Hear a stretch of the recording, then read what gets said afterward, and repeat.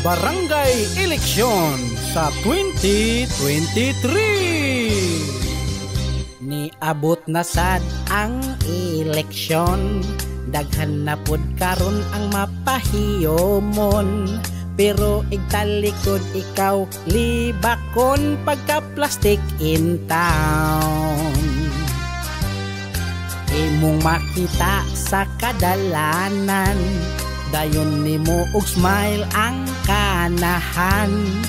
Og kung muda og di na mo tagad, usahay kay mang snab. Kung kamo gani ang mo kandidato, dapat mo serbisyo tabang sa mga tao. Para pud ganahan kami nga mubutar diha ninyo. Daghan ga plano nga mukapitan, pero wa mo bagay ilahang batasan. Grabe jud ka hambog, kay lagi sila hadlok nga malabwan. Ang uban usab ganahag kagawad, mo serbisyo rapod o ginahat. Way duty-duty sa ilang barangay, sige ra og laag.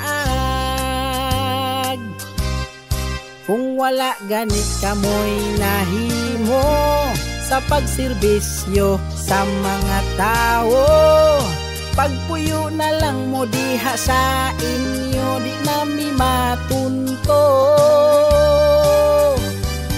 Ayaw na lang yun mo og pabaga, labi sa barangay wala gyud nakita. Panahong galing kod wala kay gamit, maunay tinuod. Kamu pod nga mga botante, pili agyud ninyo ang dakog agi.